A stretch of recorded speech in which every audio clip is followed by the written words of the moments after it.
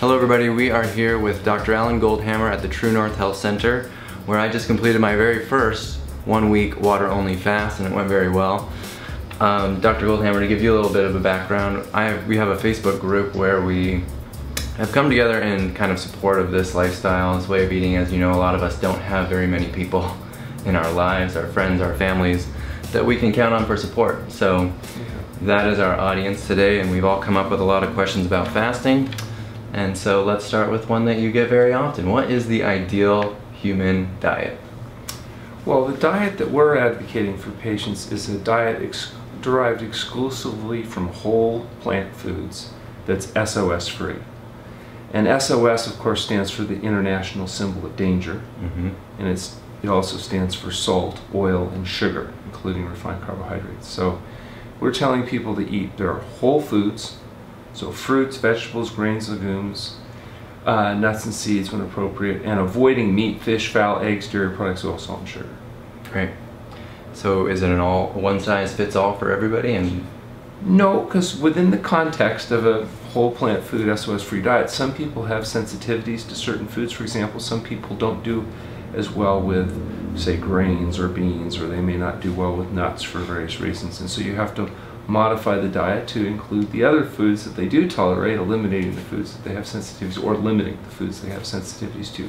Some people have sensitivities where a class of foods, they might be able to do it occasionally, but if they try to do it every day, they'll develop an antibody type response. So those foods have to be rotated. Other foods are just better off being eliminated because people don't. Not everybody does the same with all foods, but as a general rule, we try to limit or eliminate the use of the animal products, and we try to eliminate the salt, oil, and sugar, chemicals essentially that are added to food. And that tends to work really well for people that are looking to maintain optimum weight and achieve optimum health. what's happening to us on a standard American diet? Oh, well, things are not going so well on a standard American diet. For one thing, you've got over 70% of the people that have achieved overweight or obesity on the standard American diet. So, and then the diseases associated with dietary excess, so the cardiovascular disease, including high blood pressure, type 2 diabetes, the whole host of autoimmune diseases, cancers like lymphoma, are made worse with this dietary excess pattern that we follow. So, if you look at our book, The Pleasure Trap, you know, you hear we're making this argument that people are overweight and developing the disease of dietary excess as a consequence of artificially stimulating dopamine in their brain, which leads to consistently overeating and the disease of dietary excess. So just getting rid of those chemicals profoundly affects a person's ability to eat a healthful diet and eat an amount of food consistent with maintaining optimum weight and health. Okay. Can you introduce us just briefly to the idea of fasting? How long have we been doing this, our species? Well, you know, fasting is a biological adaptation. That means our species had to be able to do it in order for our species to survive. That's why humans were able to wander away from the tropics and survive. Chimps, for example, you'll never find them wandering around in other parts of the world because they have to have a consistent source of calories because they don't fast. Their brain, unlike humans, doesn't change from burning sugar, the primary fuel, to burning ketones, or more specifically beta-hydroxybutyric acid. Humans do that because it was so important for humans to be able to do that, that all the humans that couldn't do that died. And it was only the people that had that adaptation that were able to survive, because humans have this ridiculously large brain that's our main source of glucose burning. So if it wasn't for the ability to change fuels, the first time spring came late, everybody would die. As a consequence of our ability to fast, we were able to go for long periods of time without having a source of fuel. A thin male can fast up to 70 days. Whereas, you know, again, a chimp that wouldn't have the ability to switch fuels in its brain wouldn't be able to go anywhere near that time, maybe a week or so. So what are you doing with fasting here? Are you working with people that have chronic illness, or people like me that come that are already relatively healthy? Well, what we're doing with fasting is actually probably approximating something that happened very natural in the world of our ancient ancestors, is that people go for a period without eating because spring came late. There wasn't anything to eat. And it helped deal with the potential consequences of dietary excess. So we see people that are of all ages and a variety of problems. Some people are coming in because they have high blood pressure, or they have type 2 diabetes, or they have rheumatoid arthritis or ulcerative colitis or asthma, or eczema, psoriasis. They have lymphoma. They have some kind of health concern that they'd like to resolve, and that we believe from our experience is likely to respond to fasting. Some people come in that are perfectly healthy, but they want to stay that way, and they believe, like I do, that periodic fasting may have a health promotion aspect. Some people come in because of moral, ethical, spiritual type reasons. Fasting is a part of their own tradition, and they like to do it in a supported environment, or perhaps a monitored environment where we all believe it's safer. Some people come in because they can't figure out exactly what's wrong and why they're having trouble doing what they want to do, maybe quit smoking or drinking, adopt a plant-based diet. They have challenges that prevent them from being successful with that, and they use fasting to kind of reboot their system and allow themselves to kind of break free. Some people are trying to affect the gut microbiota, the flora that live in the intestinal tract, and know that with fasting it gives the body a chance to kind of recalibrate, and then if you're very careful with your diet and lifestyle applications, you know, you can end up growing a normal flora. So I think a lot of different reasons why people fast. So you're relatively confident after 30 years and 16,000 plus patients that it works? Yes, and I think we can be more than confident based on our observations. We're fortunate enough to be involved in having published some clinical research, and we're actively engaged in a number of different studies right now, and I think we can prove that it works to the degree that we're claiming it does. If you have an individual, for example, with high blood pressure, and they want to normalize their blood pressure, there's actually nothing been published that's more effective than water-only fasting at rapidly bringing elevated blood pressures down to normal. Now granted, you still have to do dangerous and radical things after fasting. You have to eat good and exercise and go to bed on time in order to sustain the results. But for people that are willing to do that type of behavior, again, nothing more effective than medically supervised water-only fasting and treating high blood pressure. Is there a screening process for those that want to come? Yeah, well, what we do is we have patients go on our website and complete what are called registration forms, which actually gets us their detailed medical history. And then we offer a free phone conversation with me to help determine whether or not they're a good candidate for this kind of recommendation, or if there's something else that we can think of that they might be doing or might be able to do that would help them move them in the direction of health. And if after that they decide they're interested in coming in, we have a facility that's specializes in medically supervised water-only fasting. So they come in, they're seen twice a day by staff doctors after an initial medical exam. We have an educational program, or I call it a brainwashing campaign, where we basically have people go through classes, cooking demos, lectures, watch videotapes, and try to get them a good broad background of understanding so that they know what they need to do when they go home and why they want to do it. And when they come off the fast, we have a chef, we have good food, we get people eating a plant-based, SOS-free diet, hopefully long enough to establish behavior patterns so when they go home they can sustain it. So when we're fasting, does it feel like we're just starving the whole time? Yeah, pretty much. Fasting can be an intense and miserable process, at least for the first few days, but for people that are willing to prepare properly, by eating a whole plant food, SOS-free diet for a few days before they come in, so that they're not withdrawing from caffeine and they're not withdrawing from alcohol and animal foods. It actually isn't that bad. You know, most people find fasting difficult but tolerable, and particularly if we're not dealing with a lot of drug withdrawal, you know, related issues. Right, but it works really well for that. For those that may be addicted to those sort of substances, do you get patients like that? It works really well, but it's still not easy. For example, most smokers will tell you it takes 2 or sometimes 3 days before their cravings for cigarettes are completely eliminated. So they still go through some withdrawal the first couple days, although much easier, they'll tell you, than when they try to quit in a fed state where it can drag on for a week or two. People coming off alcohol, people coming off other recreational drugs or prescription medications typically do find that the transition is quicker and easier, but it's still not easy. It's just easier. Right. When we go back to eating, I get this asked to me quite a lot. Are we looking for 3 meals a day? Is it important? Is breakfast the most important meal of the day? Can we graze throughout the day? Is this a concept that we're maybe too concerned with? Well, here's the thing.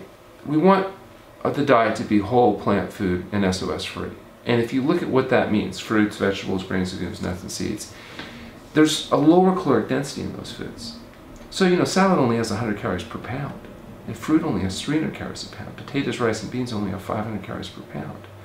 And so by the time you figure out how big is the stomach and you fill the stomach up, you're only getting somewhere between 500 and 700 calories to fill the whole thing up. And so the reason we typically are talking about 3 meals a day is only because if you're going to get enough calories into somebody without resorting to using highly processed foods, you kind of have to eat a larger volume of food than most people are used to. And if you fill the stomach up 3 times, it ends up being about enough calories. Mm-hmm. Now, maybe some people with a little bit lower activity level, maybe they're older, they're not as active, maybe they only have to fill up their stomach twice a day to get enough calories. And some people, maybe they're very active and vigorous, so they might have to fill it up 4 times a day.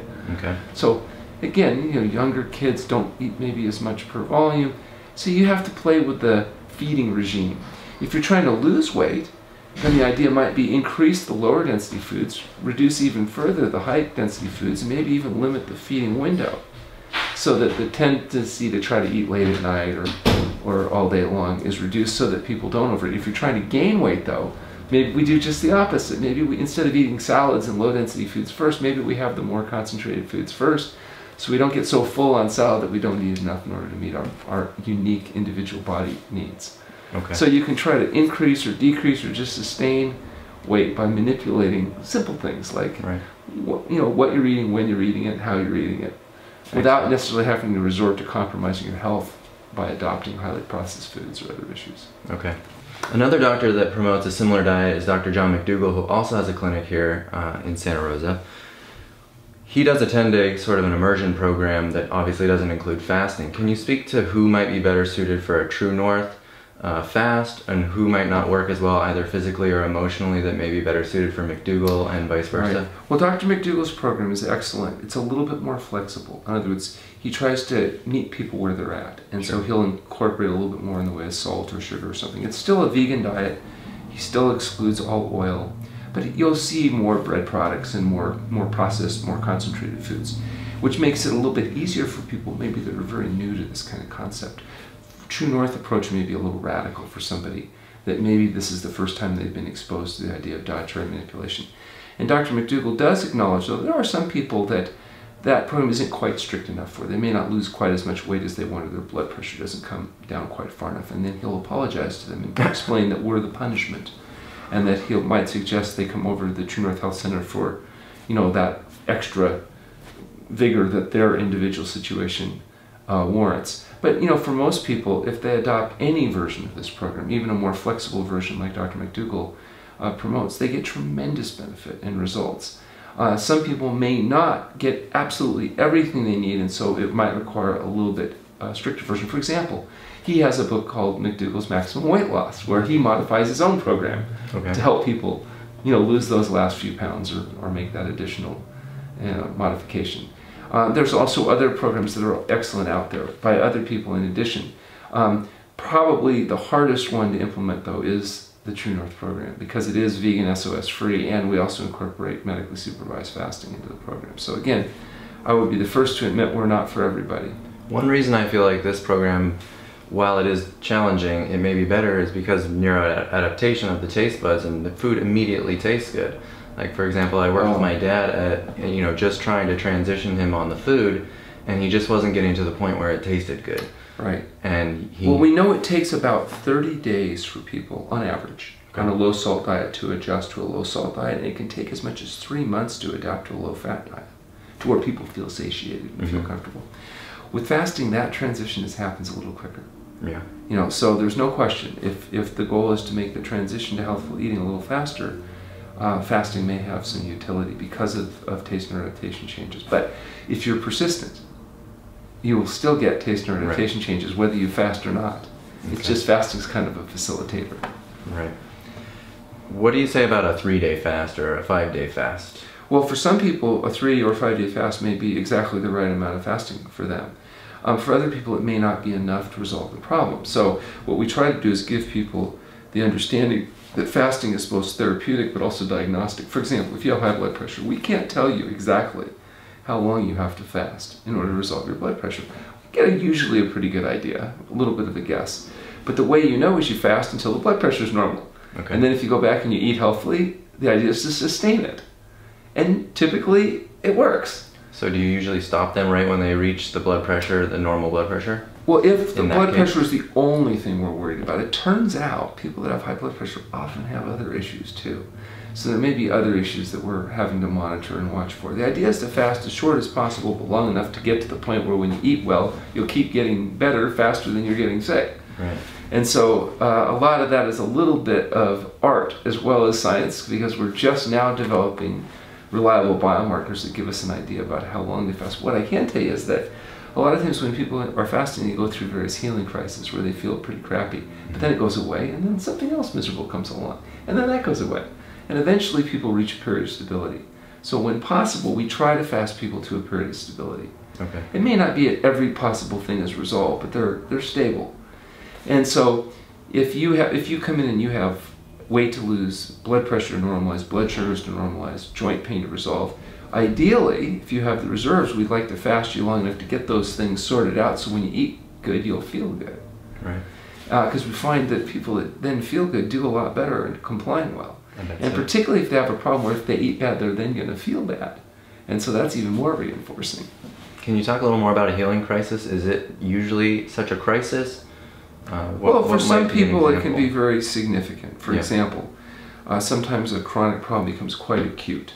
So you may get swelling and inflammation as the body directs energy into resolving some kind of problem. Other times it's just the opposite. They come in with acute inflammatory issues and it goes down and the pain goes down. They're actually feeling quite a bit of relief. But sometimes even after a period of relief, there may be a short period of time where you feel, some old swollen joint acts up in the process of resolving. It turns out the way the body heals a lot of times is taking a problem and making it acute and generating an acute response. And it may increase blood flow to the area and you may get some inflammation, you may feel some pain, but then it actually, if it's allowed to, resolves. Mm-hmm. And so we're not afraid of seeing the body doing acute symptomatic changes in fasting. For example, you may get skin rashes, or you may have some nausea and get rid of some bile, or maybe have some diarrhea, you may have some low back pain early on in fasting, you may have headache or other symptoms. But the way you can tell the difference between a healing crisis and a problem is problems keep getting worse and healing crises get better. Okay. So we're trying to monitoring people, and part of our job is differentiating a positive acute response generated by the body in its attempt to get well from a problem. So not everything is necessarily a healing crisis, and that's what we're monitoring people for. And clearly we're able to do that effectively because we've managed to do this with over 16,000 people over the last 33 years, and we're still here doing it, so that's a good sign. One thing you talked about in your lecture that I wanted to have you explain here was about how the digestive system is quieting down, how it normally takes 80% of our energy is working on our digestion, and when we're in a state of fasting, we're no longer, that 80% is being used elsewhere. Yeah. I don't know if 80% is actually the term that's used, but there's a significant percentage of our basal energy needs that are used in digestion, eliminating, processing our fuels, the foods that we eat. And obviously in fasting, you're not taking exogenous fuel in, so you're burning endogenous or internal stored fuels, and you're way more efficient when it comes to that. So a lot of energy that normally would be expended in dealing with digestion is thought to be able to be diverted to mobilizing and eliminating these accumulated intermediary products of metabolism that build up inside the cells, as well as toxic products. Things like PCB, dioxin, pesticide residue are thought to be mobilized during fasting, and total body loads are thought to drop. And so the idea of detoxification may very well be part of the mechanism by which fasting is helpful, giving people a chance to heal themselves. So you're saying that other environmental toxins, such as those in hygiene products that are the wrong ones, and other exposures may be eliminated through fasting as well? Yeah, that's the thought, is that these accumulated materials are mobilized and eliminated, which may be partly responsible for some of the uncomfortable symptoms that occur during fasting. But remember that they say that the vast majority of toxins inside a human being got there from one behavior, and that's the consumption of animal foods. Mm-hmm. The theory is that the biological concentration that's associated with animal products allows these materials to accumulate inside the animal cells day after week after month. So when you kill and eat the animal or eat its byproducts or milk or eggs, you get its entire lifetime accumulation of material. So calorie per calorie, the amount of toxins associated with a calorie of animal food may be many times higher than a calorie associated with plant foods, even though the plant foods may have some toxic material from pesticide residues or other things if you're not fortunate enough to get organic produce. The biological concentration may be why, if you track down, say you did a fat biopsy of a person and figured out all the different chemicals that are there and then tracked back how did they get there. Okay. It's thought that a major source of accumulation is not just drinking the water, eating the food, breathing the air, but actually eating meat, fish, fowl, eggs, and dairy products. Okay. When we get a cold or a flu, and we're always told that we should, fill our faces with nutrition in order to get through this illness. Is there something, should we not be doing that? Well, it's interesting, when people get sick, like when animals get sick, oftentimes they really don't have much appetite. Okay. And so it may turn out that honoring that by maintaining good hydration but avoiding a lot of caloric load may actually facilitate the rapid recovery from many of these common inflammatory illnesses that occur. Okay. Ketosis is a topic that is usually associated with low-carb diets. Can you correct that for us? Well, ketosis is a process where your body's producing ketone bodies as a consequence of the fact that you don't have enough carbohydrate to meet your sugar needs. And so the body's getting energy needs from mobilizing fat. It happens in fasting. It happens on diets that are very low in carbohydrates.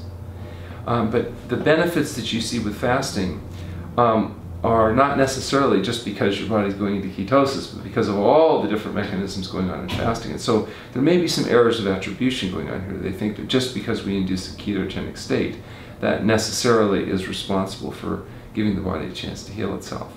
Now, it is true that one of the things that happens in ketosis is there's a blunting of appetite. And so the way these high protein, high fat diets can work is by giving people a lot of animal food but no carbohydrate or very little carbohydrate. You don't feel that hungry. And so for a while it may facilitate some weight loss. Now, it may be at a price, because being on a high animal fat, high animal protein diet elaborates a lot of waste products that can be hard on everything from the kidney and livers to gallstones, etc. down the road. So I don't think that we would advocate a ketogenic diet for most people. Now, there's some clinical applications where they're using inducing ketosis to minimize seizure activity and other kinds of things. Special circumstances, we can talk about that as a separate topic. Sure. But the natural food for a human being is to eat complex carbohydrates. Now, the problem, as I see it, is a lot of these people have equated carbohydrate as carbohydrate. So it doesn't matter if it's sugar, honey, maple syrup, all these processed sugars, or starchy vegetable material like Hubbard squash and butternut squash and kombucha squash, and the idea that all of these are exactly the same isn't actually accurate, because It turns out that refined carbohydrates are processed and handled by the body differently than complex carbohydrates are. And so there's effects on insulin, there's effect on blood sugar levels, there's an effect on cravings and obesity and all kinds of problems that you get from refined carbohydrates that are not the case if you feed people whole plant food type materials. And so because 80 or 90% of carbohydrates that are consumed in industrialized countries are flour products, sugar products, all these, people think carbohydrates are carbohydrates. A donut's the same thing as an apple, a donut's the same thing as a potato. Well, not exactly. No. So if we're burning fat in ketosis, our body's switching from burning glycogen to fat, if we just switch to a starch-based diet, how are we burning fat when we're not in ketosis? Because people are losing weight when they switch to a healthy diet. Where's the fat going if we're burning the ketosis? It's all there's a little curve there. So it's enough to show up on your dipsticks or whatever it is. The fact is you're always in the process of mobilizing and utilizing protein, fat, and carbohydrates. It's a question of what ratio. And when you shift dramatically to burning fat rather than carbohydrate, you get some changes, some of which is the blunting of hunger, and you get the ketone breath, and you get some of the other things that are associated with that adaptation. What are some of the most common illnesses that may not be treatable with fasting? Well, the conditions that are caused or aggravated by dietary excess are particularly amenable to fasting. So people that want to lose weight, normalize their blood pressure and blood sugar, and overcome autoimmune diseases, and it makes sense that getting rid of the consequences of the aggravants, that is the dietary excess, would help. It lowers inflammation. It has many profound effects. However, there are many conditions that really have nothing to do with dietary excess. So you get weird and unfortunate genetically mediated illnesses, you get conditions, neurological conditions. Some are post-traumatic, some are developmental. You have you get some unusual forms of cancer, Again, not necessarily because somebody ate the wrong food or drank the wrong beverage or smoked the cigarette or did these things, but just other reasons and other contributing factors that aren't likely to be amenable to dietary manipulation, and therefore less likely to be amenable to fasting. You also have people that develop conditions that progress to the point where they're no longer easily within the body's ability to try to heal itself. For example, if you have a simple stress fracture, usually the body can knit that up and heal it up. But if you get a compound fracture, that's not going to heal well unless you do some heroic intervention like approximating the bones and using a cast and splinting and this kind of thing. Certainly. So not everything can heal itself, even if you try to do everything right. For example, if you have a well-developed cataract in your eye, you can go on a fast and eat a good diet, and that might improve your health, but it's not going to make your cataract necessarily go away. Whereas, resorting to a surgical implant of a lens can give you vision back and be like a medical miracle. Right. So there's many mechanical orthopedic issues, and there's many dealing with acute problems that medicine makes the difference between life and death. So we don't want to throw out everything just right. because a lot of medicine that has nothing to do with health and maybe health compromising, just because not everything is good doesn't mean everything is necessarily bad either. Sure. What do you say to the people that think maybe it's too late? They've already had a heart bypass or they've had their gallbladder taken out. Can they still get well on this diet? Yeah, it's amazing how forgiving the body is, and it's shocking sometimes, even it surprises us who've been doing it a long time, just how much stuff can get well if you get out of the way. In fact, that's why they say TrueNorth Health Center should be called TrueNorth Health Center, the last resort. Because that's unfortunately a lot of times when we see people when everything else has kind of not worked, and now they're willing to do something really radical like eat good. Yeah. What we're trying to do is encourage people to do it earlier, because it's way easier to deal with problems if you get to deal with them early than if you wait and have to deal with them kind of at the end stage. Sure. What about people that say we should be on a raw foods diet? Is there? Well, we do advocate those plant enzymes. Yeah, well, we advocate lots of raw food, and by volume, in fact, many of our patients, most of their diet is raw, fruits and salads by volume. Sure. But remember, fruits and salads are very low caloric density foods.